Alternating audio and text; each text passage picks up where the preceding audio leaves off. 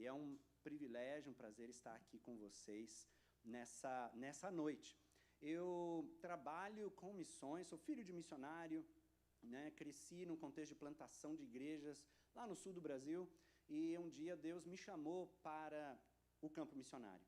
Eu estava trabalhando como pastor ali numa igreja, ali em Curitiba, e Deus me chamou para sair da área pastoral e estar focado no trabalho entre os povos não alcançados. Não sei se você já ouviu o que são os povos não alcançados, mas esses povos são aqueles povos que nunca ouviram falar de Jesus. E não apenas que não foram evangelizados, mas são povos que não têm acesso nenhum ao evangelho, não têm acesso a uma igreja, não têm acesso a uma Bíblia. E eu, então, tenho, há 17 anos, trabalhado com esses povos, com projetos missionários em diversos lugares aí pelo mundo, e encontrando aí desafios e também vendo a ação de Deus nesses lugares todos. A gente acabou de cantar que Ele ressuscitou. E, de fato, se Jesus ressuscitou e Ele ressuscitou, Ele está vivo. E Ele tem andado por aí. Ele tem agido na vida de muitas pessoas. E é sensacional ver o que Deus está fazendo quando o Evangelho chega pela primeira vez em muitos lugares.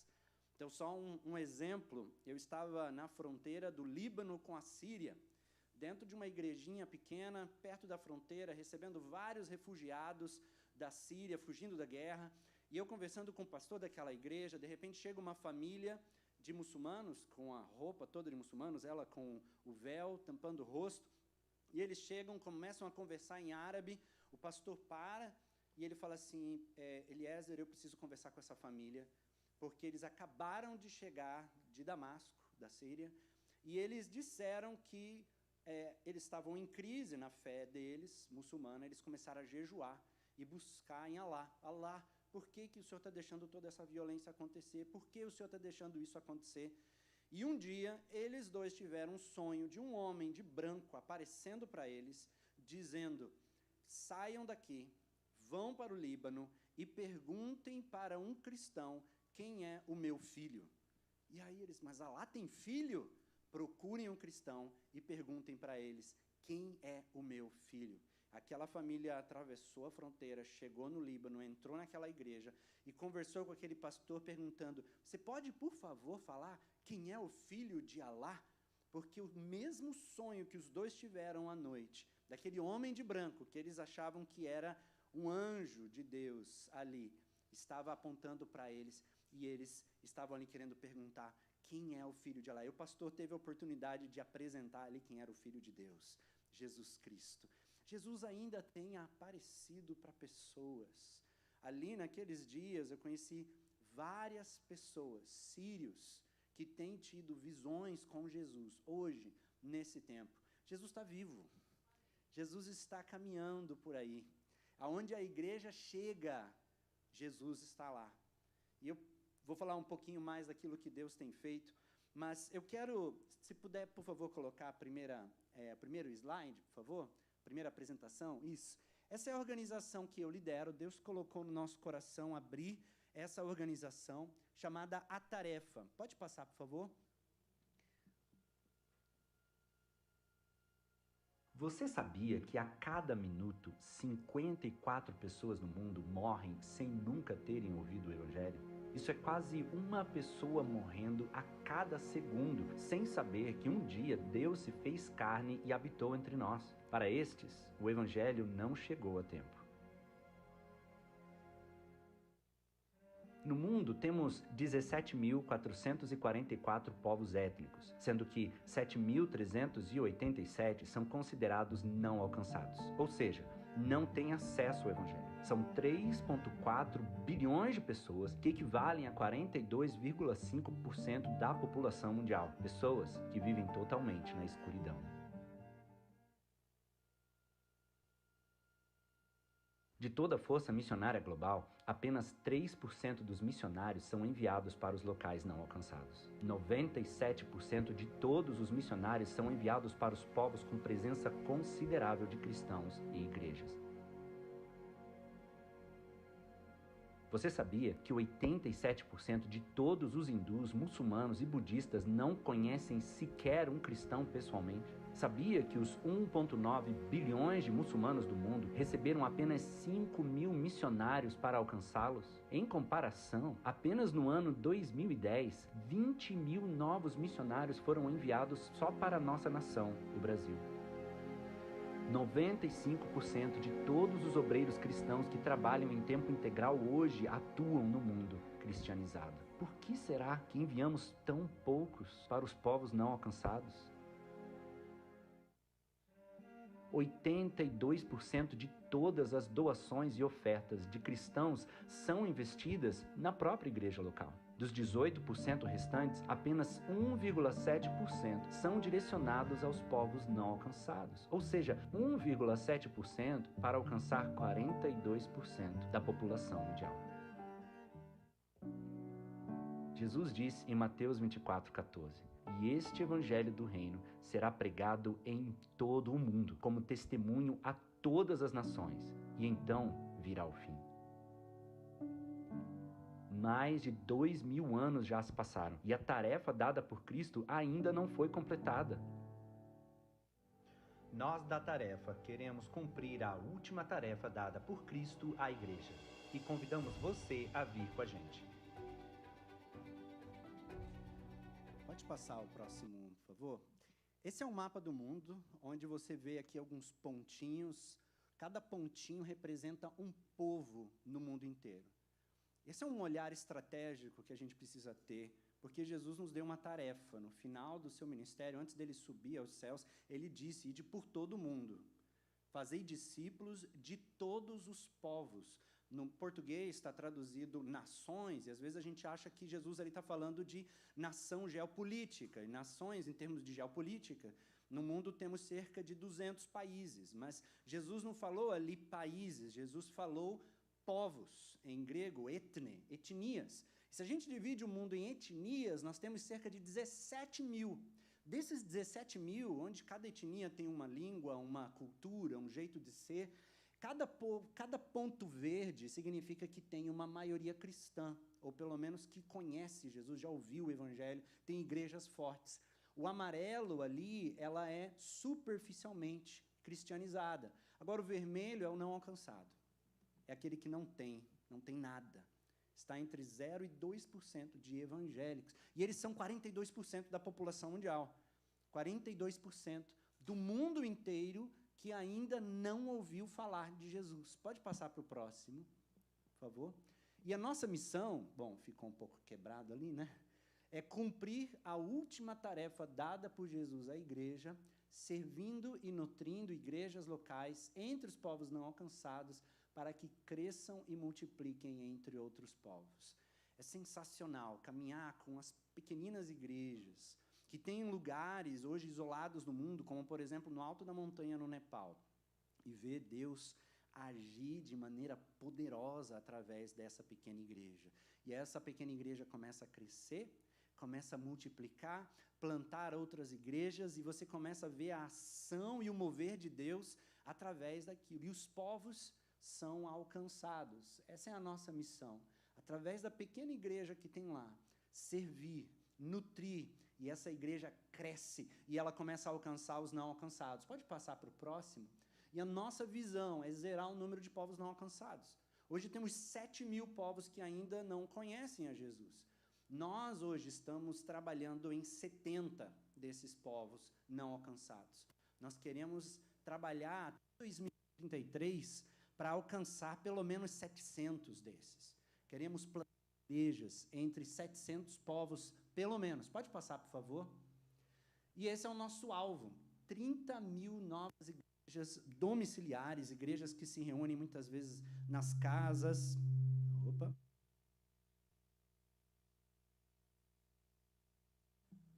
Som, acho que... Som, agora sim.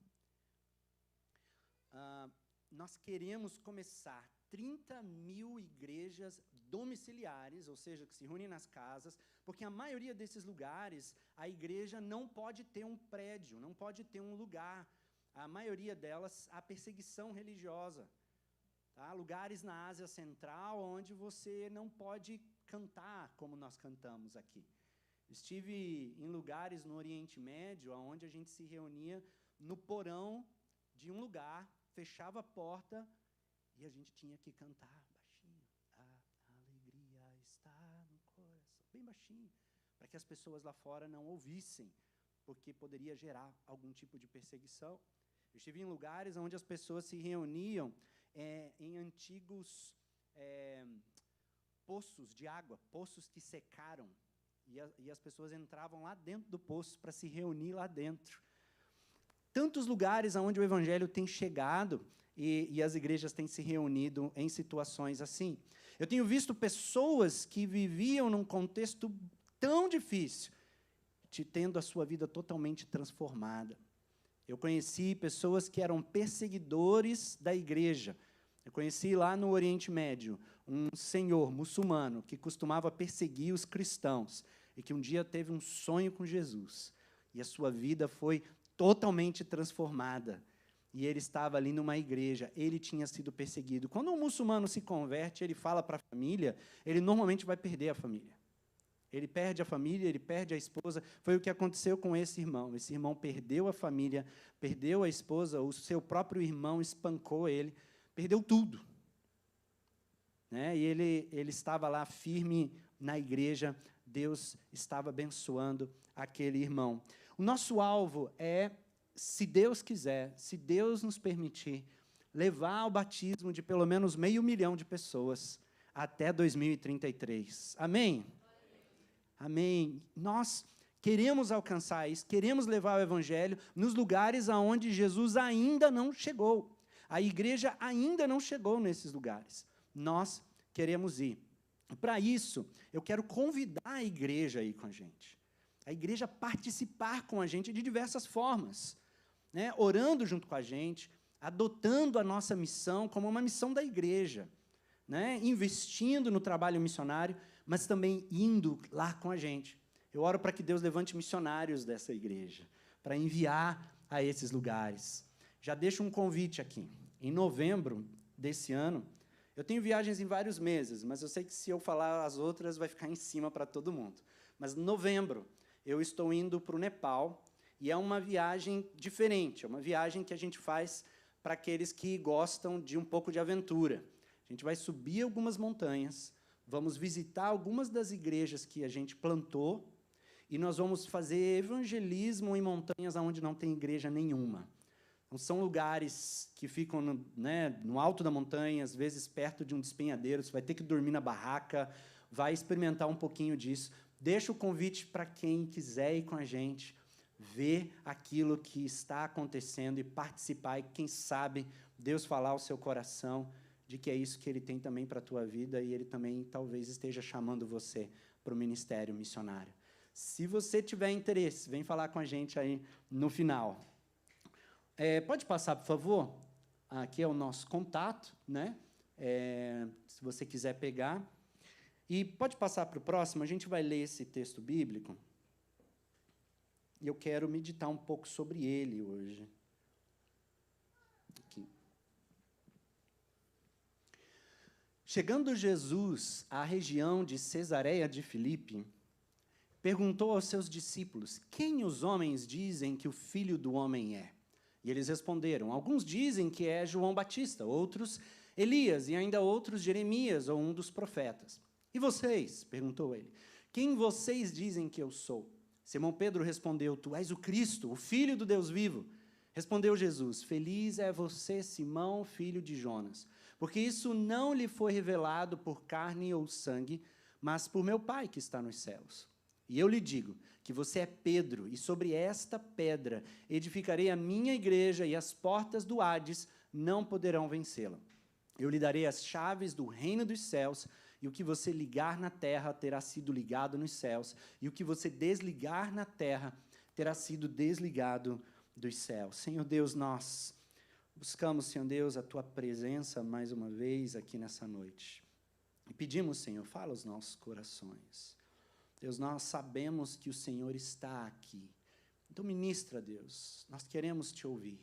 Queremos entender a Tua vontade para cada um de nós, em nome de Jesus. Amém, Pai. Amém. esse é um texto interessante, porque Jesus leva os seus discípulos até essa região chamada Cesareia de Filipe. E por que Jesus levou os discípulos até Cesareia de Filipe? Cesareia de Filipe, às vezes a gente está lendo a Bíblia e passa por cima de algumas coisas sem entender, né? Porque a gente não viveu lá, a gente não estava naquele tempo. Mas uma pessoa da época, lendo, ele ia se fazer essa pergunta: Cesareia de Filipe, o que Jesus foi fazer lá? Cesareia de Filipe ficava a 40 quilômetros do Mar da Galileia. Então, assim, não foi uma caminhada. Vamos andar? 40 quilômetros. Jesus andou 40 quilômetros com os discípulos, levando eles do Mar da Galileia até lá. E aí, lá, ele vai ter essa conversa interessante com os discípulos. Que era Cesareia de Filipe? Cesareia de Filipe era uma cidade que não fazia parte da região onde os judeus moravam. Não fazia parte da Judéia, não fazia parte da Galileia. Tá? Era uma região lá em cima que era povoada pelos gentios, pelos gregos, pelos povos da região. E essa cidade, ela tem algumas questões históricas que são muito interessantes. Lá no Antigo Testamento, Cesareia de Filipe tinha outro nome.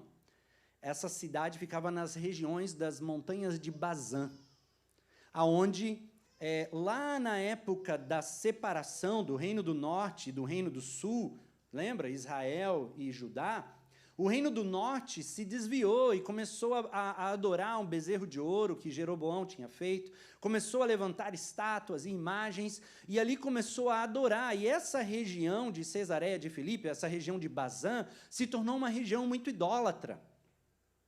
Foi nessa região onde eles começaram a adorar um deus chamado, era um sátiro o nome daquele deus. O sátiro era uma divindade cananeia, adorada tanto pelos cananeus quanto adorada pelos egípcios. O sátiro, ele era meio homem e meio bode. E ele tinha, na mitologia deles, alguns poderes, algumas capacidades lá que ele tinha de se comunicar com os mortos. Mais tarde, nós sabemos que eles foram invadidos pela Assíria, o Reino do Norte. Depois, toda aquela região foi invadida pelos babilônicos. E os babilônicos inseriram aquela religiosidade na religião deles. Tinha uma coisa interessante, né? Mais tarde, quem invade aquela região? Alexandre o Grande. E os gregos tomam conta de toda aquela região. Quando ele chega naquele lugar, era característico de Alexandre o Grande, ele era politeísta, né, como todos os gregos. Ele percebe que ali eles adoravam esse deus sátiro, que o nome dos sátiros na mitologia grega era Pan, meio homem, meio bode, e ele, então, ele dedica aquela região ao deus Pan, meio homem, meio bode. E era interessante, porque o deus Pan, para eles, era esse deus que tinha acesso ao mundo dos mortos. E por onde é que ele tinha acesso ao mundo dos mortos? Por meio das cavernas. E naquela cidade tinha uma pedreira, uma montanha grande, e nela tinha uma caverna profunda. E era ali que eles acreditavam que esse deus Pan tinha acesso ao mundo dos mortos e vinha ao mundo dos vivos. Por isso, aquela região foi dedicada a esse deus, Deus Pan, que era o deus do medo. A palavra pânico vem desse deus antigo, deus do medo. E depois vieram, né, os romanos, dominaram toda aquela região. Herodes passa para Filipe. Filipe, ele pega a cidade e ele muda o nome da cidade, ele dá em honra a César. Por isso ele diz, agora o nome dessa cidade vai ser Cesareia. Só que tinha já uma outra Cesareia perto do mar. E aí, para diferenciar e honrar um próprio nome, né, ele coloca Cesareia de Filipe, né? E aí o nome fica Cesareia de Filipe. E essa era uma cidade onde se adorava ao deus Pan e aos outros deuses gregos, romanos. Na frente dessa caverna, na frente dessa pedra gigante, haviam altares templos aos deuses, onde eles faziam sacrifícios a esses deuses. Há um rio bonito, essa é uma cidade bonita, uma localização bonita, mas muito provavelmente nesse rio você pudesse ver o sangue dos animais que estavam sendo sacrificados na frente daquela gruta, na ideia de que eles poderiam se comunicar com os mortos. Agora é interessante saber de toda essa história para você entender por que Cesareia de Filipe era uma cidade atípica. Por que Jesus levou os seus discípulos para aquela cidade? Uma cidade que era, no nosso linguajar lá do Brasil, era um terreiro de macumba em todos os lugares. Era adoração aos demônios em todos os lugares. Os judeus não iam até Cesareia de Filipe de jeito nenhum. Eles tinham um apelido para aquele lugar: Porta do Inferno. Aquele lugar, aquilo dali é a porta do inferno. Não vá para lá.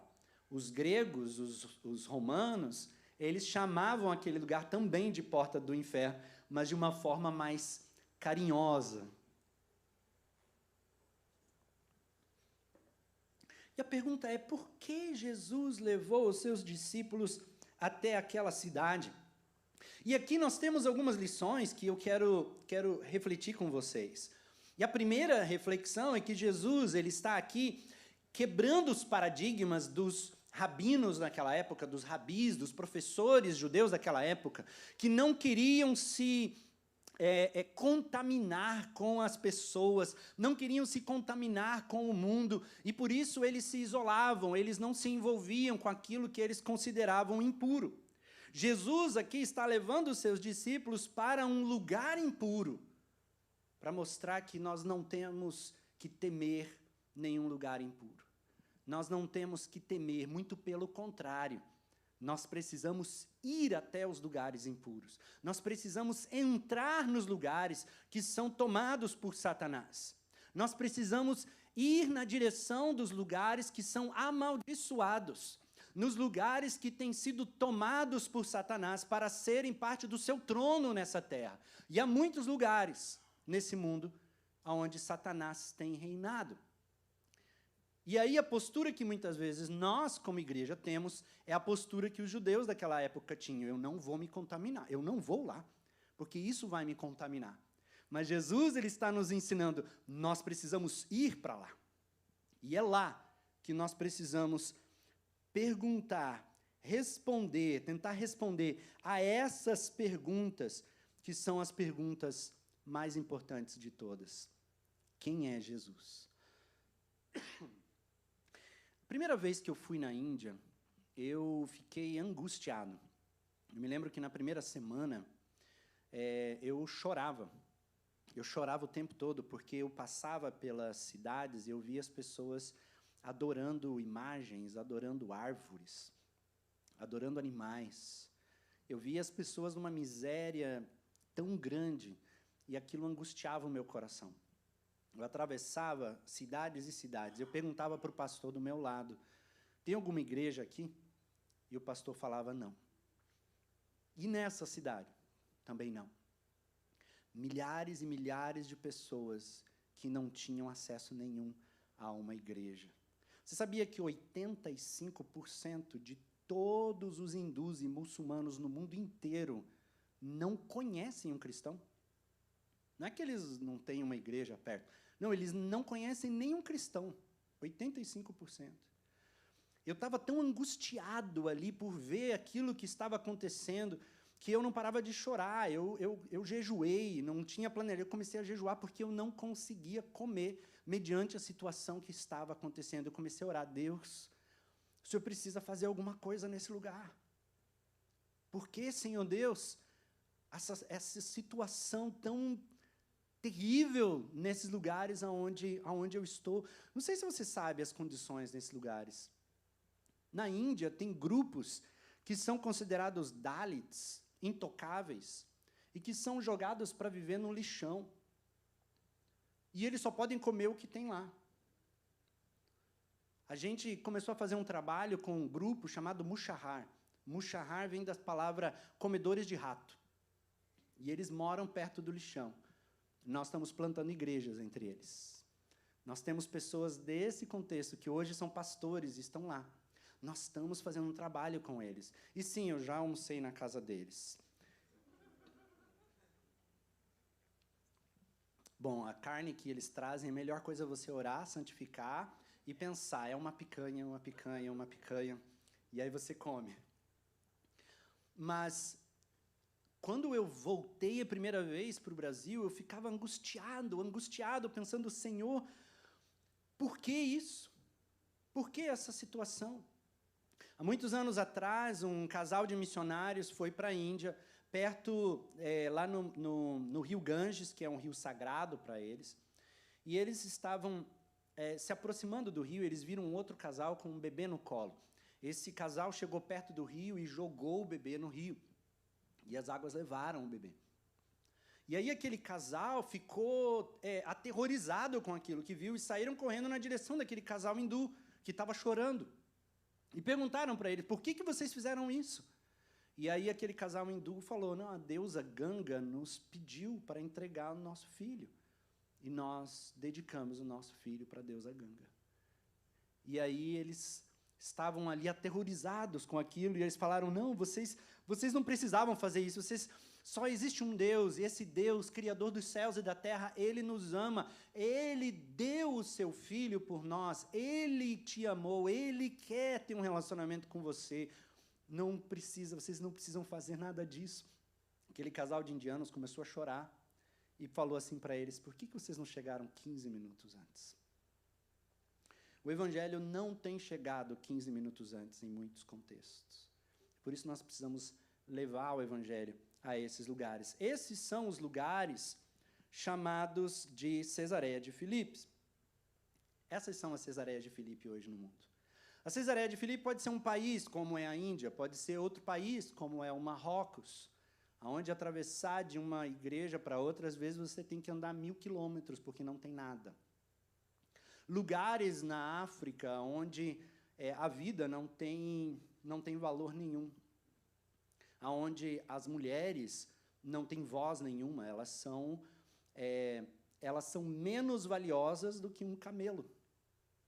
E aí você levar o Evangelho para esses lugares é o que vai trazer libertação para a vida de milhares de mulheres. No Nepal, uma criança pode ser vendida pelo seu pai, às vezes por $30. Você sabia? Cesareias de Filipe, lugares que foram entregues para Satanás. E que se nós não formos lá, se nós não formos até esses lugares, para levar a luz de Cristo, vão continuar sendo domínio do diabo. Jesus chega em Cesareia de Filipe, e aí ele vai conversar com os discípulos, e ele faz uma pergunta para eles muito interessante. Ele pergunta para eles, quem os homens dizem que eu sou? Quem as pessoas estão dizendo que eu sou? E aí vem as respostas mais diferentes. Olha, tem gente que diz que é João Batista, outros dizem que é Jeremias, outros dizem isso, aquilo. E aí Jesus para e ele pergunta, e vocês? Quem vocês dizem que eu sou? Quem vocês acham que eu sou? Essa é a pergunta mais interessante e mais importante a se fazer. Agora, pensa comigo. Jesus está num lugar onde tem um panteão de deuses. Tem imagens, tem templos ali de adoração. Jesus está fazendo a pergunta mais importante num lugar onde as pessoas encontraram as respostas mais equivocadas. Quem os homens acham que eu sou? Quem está ali é o próprio Deus do universo, o Criador de tudo que existe. E ele está perguntando para um grupo de discípulos, quem vocês acham que eu sou? Porque ali ao redor tinham povos diferentes adorando estátuas, imagens, demônios, coisas estranhas que não eram o Deus Criador. Quem vocês acham que eu sou? O mundo tenta encontrar e encontra respostas diferentes para a pergunta mais importante de todas, porque não conhecem o verdadeiro Deus. Paulo diz que o homem tateando, ele está tateando, buscando. E de verdade, nós olhamos para as nações, os povos tateando, tentando encontrar quem é esse Deus. E as respostas mais estranhas chegam. Se você perguntar para um muçulmano quem é Jesus, ele vai dizer, Jesus foi um profeta. Se você perguntar para um hindu, a maioria deles nunca ouviu falar de Jesus, e aqueles que ouviram vão achar que, não, ele foi a encarnação do Deus Vishnu. As respostas podem ser as mais diversas. Se você perguntar para um intelectual, um filósofo, talvez, ele vai dizer, não, Jesus foi um grande mestre. Jesus ele foi martirizado como Sócrates foi martirizado. Jesus foi um pensador. Talvez perguntar para um revolucionário, ele fala assim, não, Jesus foi um Che Guevara do seu tempo. Tentou fazer uma revolução, mas morreu por causa disso. Quantas respostas as pessoas tentam dar para quem foi Jesus? E as respostas que eles dão ali a Jesus é João Batista, é Isaías, é Jeremias, é esse profeta, é aquele outro, são todas erradas. A resposta certa quem vai dar é Pedro. E aí Jesus pergunta, e vocês? Quem vocês acham que eu sou? E Pedro, na hora, ele responde dizendo, tu és o Cristo, Filho do Deus vivo. Amém? Ele sabia a resposta. Por que Pedro sabia a resposta? Por que ele sabia e as outras pessoas não sabiam? E é claro que aqui Pedro está falando como porta-voz dos discípulos, não era só ele que acreditava, né? Ele era o porta-voz ali dos discípulos, junto com os discípulos, ele estava dizendo, tu és o Cristo, Filho do Deus vivo. É interessante, se você ler no início desse capítulo, você vai ver Jesus conversando com os fariseus, e os fariseus estão pedindo para Jesus um sinal. Dá um sinal de que o Senhor foi enviado por Deus. E Jesus não dá sinal para eles. E é interessante porque Jesus, em toda a sua vida, em todo o seu ministério, ele estava dando sinais, mas os fariseus não estavam vendo. Parecia que estavam com os olhos fechados. Mas Pedro viu os sinais. Pedro percebeu quem era de fato Jesus. No início do ministério de Jesus, se você ler lá em João capítulo 1, versículo 39, nós não vamos ler agora, mas aquele capítulo, no capítulo 1 de João, mostra que depois de Jesus ser batizado por João Batista, o momento que Jesus está passando, João aponta para Jesus e diz, eis o Cordeiro de Deus que tira o pecado do mundo. E aí, alguns dos seus discípulos, de João Batista, vão atrás de Jesus, chegam até Jesus e perguntam para ele, Jesus, onde o Senhor mora? Essa pergunta é muito interessante, porque no nosso contexto aqui, é uma pergunta simples, eu moro na rua tal, no bairro tal. Mas no contexto oriental, é outra coisa. Porque o lugar onde você mora define a sua identidade. Qual é a sua terra? Qual é a sua origem? Quais são os seus pais? Eu preciso conhecer a sua identidade, quem é você de verdade. Tanto é que depois, quando falam Jesus de Nazaré, o próprio discípulo fala, né, pode vir alguma coisa boa de Nazaré? As pessoas julgavam a identidade, julgam até hoje no Oriente, por causa do lugar de onde você vem. A identidade está ligada à terra. Eles perguntam para Jesus, então a intenção que aqueles discípulos tinham era de ver se realmente Jesus era o Messias mesmo. João Batista disse que o Senhor é o Cordeiro de Deus que tira o pecado do mundo. Será? Será que o Senhor é o Messias mesmo? Será que o Senhor foi enviado por Deus mesmo? Onde o Senhor mora? Jesus, ele sabia qual era a intenção da pergunta deles. O que Jesus fez? Ele disse, vem e veja. Vem e veja. Bom, se eu fosse Jesus naquela época, eu talvez fizesse diferente, né? Graças a Deus, né? Não sou, não era. Mas Jesus, eu talvez olhasse assim para eles e falasse assim, vocês querem saber se eu sou o Messias, né? Vem, senta aí.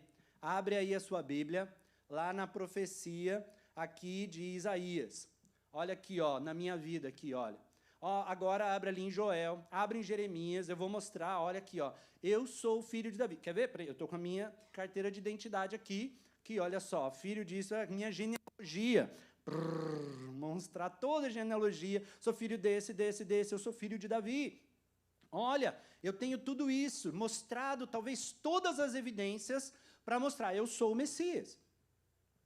Jesus não fez isso. Ele poderia ter feito. Facinho, não é?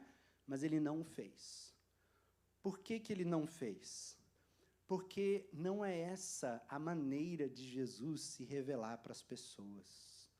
Jesus, ele diz, vem e vê. Caminha comigo. Caminha perto de mim, vem andar comigo e você vai ver quem eu sou de verdade. Por isso que Jesus, ao caminhar com os discípulos vão percebendo quem é esse, que até o vento e o mar obedecem. Quem é esse que dá ordem aos espíritos e eles saem? Quem é esse que ordena as enfermidades e elas vão embora? Quem é esse que até ressuscita pessoas? Quem é esse que perdoa os pecados das pessoas? Quem é esse? E ao conhecer Jesus, ao andar com Jesus, ao perceber o seu amor, ao ouvir a sua mensagem, Jesus para tudo um dia e pergunta, quem vocês acham que eu sou? E aí na hora ele fala assim, tu és o Cristo, tu és o Filho do Deus vivo, é o Senhor. Quando nós vamos para o mundo, nós estamos no nosso trabalho, nós estamos nas Cesareias de Filipe, onde as pessoas têm perguntas diferentes, nós encontramos pessoas que muitas vezes não sabem quem é Deus, não querem saber, acreditam que Ele não existe, inclusive, mas nós estamos ali não para abrir todos os argumentos teológicos, argumentos apologéticos, filosóficos, científicos, para fazer a pessoa acreditar. Você precisa acreditar que Deus existe e é Jesus. Nós não precisamos, não podemos, não devemos lançar mão disso. Jesus não fez isso. O que Jesus disse? Vem ver, caminha comigo, vem ver quem eu sou. Você acha que Deus não existe? Bom, deixa eu começar a contar algumas coisas que Deus tem feito na minha vida. Eu me lembro que eu tinha um colega de trabalho, ele era ateu, e toda semana eu chegava e falava para ele de uma resposta de oração na minha vida. E ele olhava e falava assim, isso daí é coincidência. E eu não estava nem aí. Eu falava, tá bom. Na outra semana eu chegava e falava de outra resposta de oração. E eram coisas pequenas, mas toda semana eu tinha um testemunho e eu falava para ele. Chegou uma hora que ele parou de falar que era coincidência. Uns 2 anos depois, mais ou menos, ele chegou para mim e disse assim, Eliezer, será que você pode orar por mim? Porque eu vejo que tem muita coincidência que acontece na tua vida. Sabe, qual é a maior evidência? É você trazer Jesus para estar com você. Jesus se revela para as pessoas. Deus se revela para as pessoas. Nós precisamos enviar para as Cesareias de Filipe, para os lugares escuros do mundo, pessoas que sejam expressão, revelação de Deus nesses lugares. Nós precisamos de pessoas que sejam capazes de dizer, vem e veja, vem e veja. Você quer ver o que Deus faz? Ele fez isso na minha vida. Eu estava fazendo um preparativo de uma cruzada, lá na Índia também, muitos anos atrás, e nós fizemos algumas cruzadas e nós marcamos para fazer uma cruzada numa vila que era meio hindu e meio muçulmana. E era um lugar perigoso, porque era conhecido que os muçulmanos naquela vila, eles construíam bombas, eles vendiam aquelas bombas para alguns grupos lá no país. E nós íamos fazer uma cruzada naquele lugar. Quando a gente estava preparando, um rapaz voltou com uma carta escrita, olha, o líder dessa vila mandou essa carta para vocês. E aí a gente foi ler a carta, ela dizia assim, não venham fazer esse trabalho na nossa vila, senão nós vamos explodir vocês. Bem assim. Não tragam esse Jesus para cá. E aí é claro que todo mundo ficou muito preocupado. Os pastores indianos que estavam comigo, eles pensaram, o que a gente faz? A gente desiste, a gente cancela. E aí eu falei, vamos orar primeiro. E a gente orou, e Deus deu paz ao nosso coração de continuar. E aí a gente escreveu uma carta. A gente mandou de resposta, a gente falou assim, tudo bem, podem explodir a gente, mas, por favor, primeiro, ouçam o que a gente tem para falar. E a gente mandou a carta. E aí a gente foi. Falou, se vocês querem matar a gente, tá tudo bem. Só espera primeiro a gente falar o que a gente tem para falar. E a gente foi. Organizamos tudo, montamos um pequeno palco, e aí a gente começou a fazer a programação. As pessoas estavam divididas, muçulmanos de um lado, hindus do outro, lá atrás alguns líderes. E aí eu subi para pregar. Os pastores que estavam comigo estavam sentados lá longe, né? Porque se tinha um lugar que ia ter alguma bomba, era em cima, né? E estava todo mundo sentado longe. E aí eu ali falando, preguei o evangelho de uma forma muito simples. Quem é esse homem chamado Jesus? Ele é um homem que deve ser respeitado. Aí eu comecei a falar, o Alcorão fala de Jesus. E o Alcorão fala que ele é um profeta. E eu vim falar no nome desse profeta, que para mim é mais do que um profeta. E vamos ver o que esse profeta falou. Jesus falou, eu e o Pai somos um. Jesus falou, eu sou. Jesus falou, eu sou o caminho, a verdade e a vida, ninguém vem ao Pai a não ser por mim. Se Jesus é profeta, ele não pode mentir. Se ele não mente, então o que ele falou é verdade, ninguém vem a Deus senão por meio de Jesus. Quem é esse Jesus? Jesus curou pessoas, Jesus fez milagres, Jesus andou sobre as águas, Jesus... E eu comecei a contar várias histórias daquilo que Jesus fez. E eu estou contando ali das histórias, eu falando, Jesus tem autoridade sobre todos os espíritos, porque ele falou, toda autoridade me foi dada nos céus e na terra, e não tem nenhum tipo de senhorio que se coloca acima do nome de Jesus. E aí, na hora que eu falei isso, o líder que estava lá atrás, ele olhou assim para um outro e falou assim, manda trazer a fulana. E aí veio uma senhora, andando lá no fundo, veio até a frente e ficou na minha frente, aqui do meu lado. E eu estava tentando terminar a mensagem para fazer um apelo, e aquela mulher ficou do meu lado assim. E eu olhei para ela, olhei para um pastor, o pastor veio, tentou tirar ela, ela não se mexia. Eu já vi, aquela mulher estava endemoniada. Eu olhei para o lado, coloquei a mão na cabeça dela, repreendi, ela caiu no chão, começou a se manifestar um demônio ali, demônios nela. Eu parei a pregação, expulsei os demônios em nome de Jesus, a mulher foi liberta. Na frente do pessoal, ela saiu, eu voltei a pregar. Na hora que eu voltei a pregar, várias pessoas se levantaram e começaram a vir para frente, pedindo para eu orar. E eu fiz o apelo ali na hora, várias pessoas entregaram a vida para Jesus. Depois de tudo, graças a Deus, ninguém morreu naquele dia, né? Eu fui tomar chá na casa daquele líder da vila. E ele foi falar para mim assim, quando você disse que Jesus tinha autoridade sobre todos os espíritos, eu mandei trazer aquela mulher, porque aquela mulher está endemoniada com esses espíritos demoníacos há muito tempo. E nós levamos ela para várias mesquitas, expulsar os demônios e ninguém conseguiu. Os exorcistas muçulmanos vieram e ninguém conseguiu expulsar os demônios. Nós mandamos até para alguns templos hindus e eles não conseguiram tirar os espíritos. Então eu mandei lá para mostrar para todo mundo que Jesus não tem autoridade nenhuma. Mas você, só com uma palavra, falando no nome de Jesus Cristo, os espíritos saíram, nós vimos que realmente esse Jesus que você falou tem autoridade. Ele é real. Quando nós apresentamos Jesus às pessoas, as pessoas elas vêm e vêm. Não tem outro argumento mais poderoso. Jesus é o Senhor.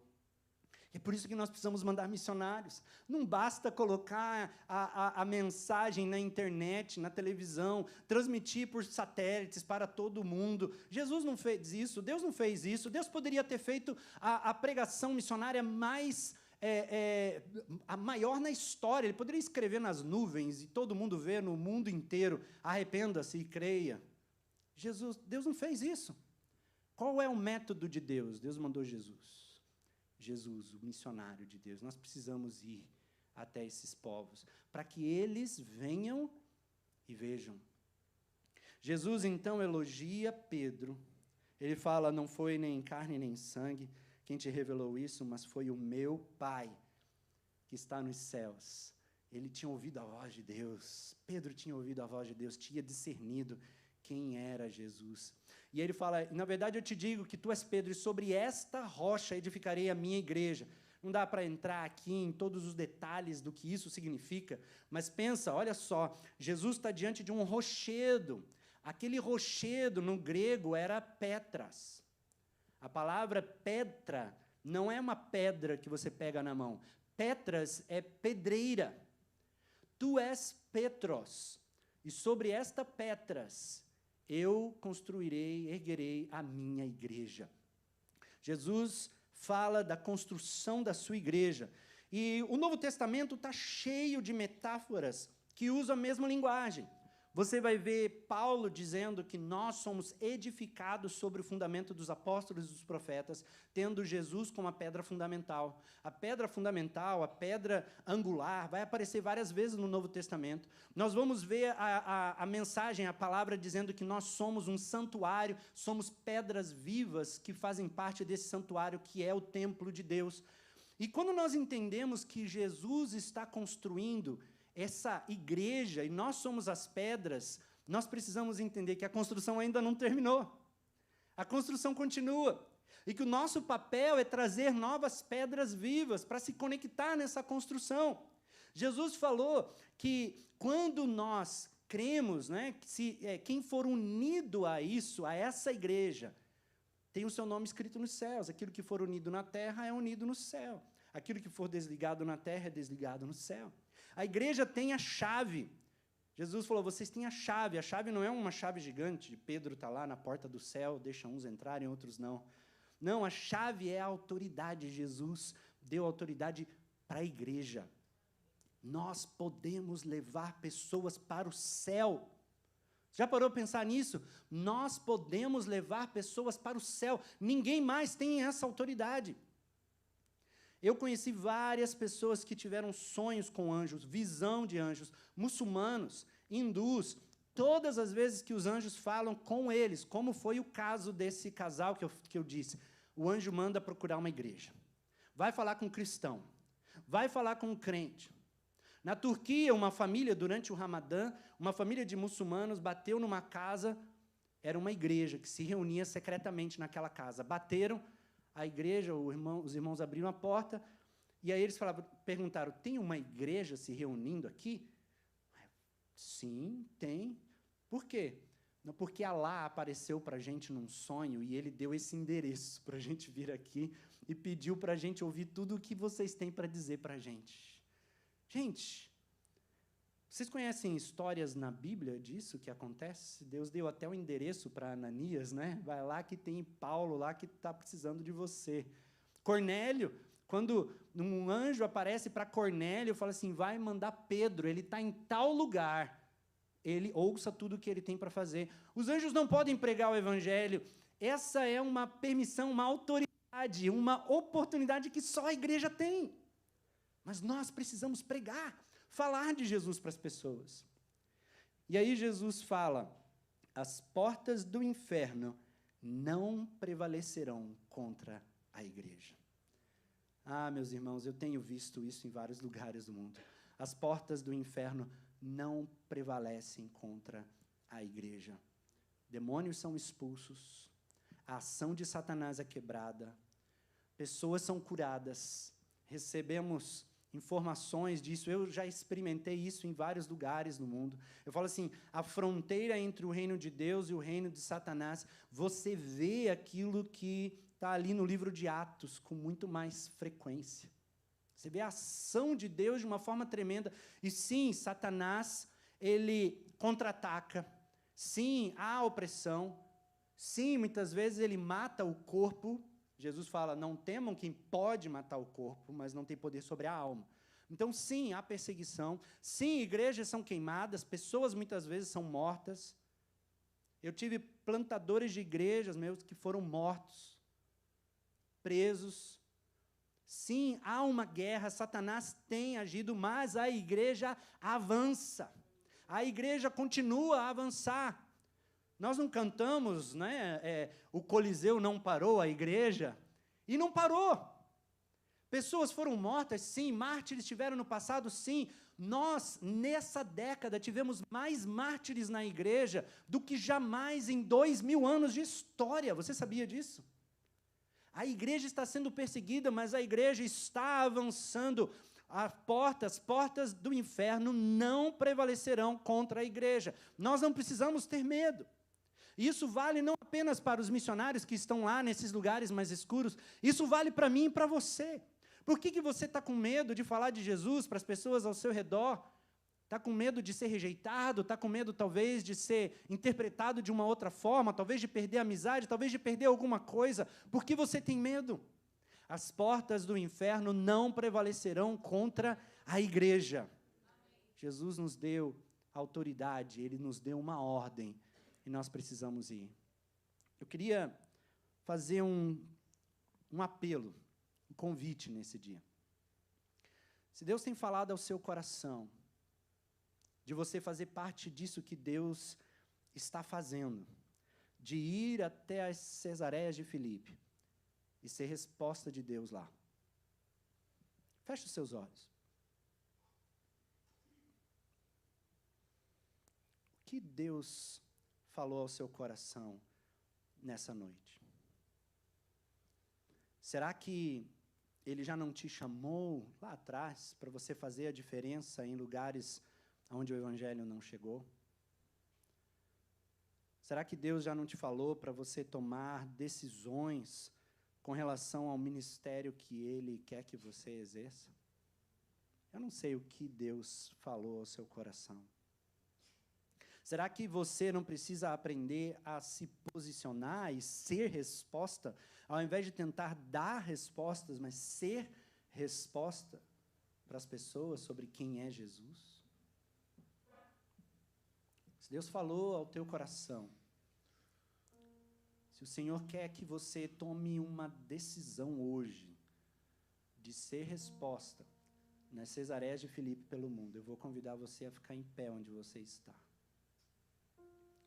Talvez a sua Cesareia de Filipe não seja tão longe daqui, ou talvez seja. Se Deus está falando ao seu coração, fique em pé.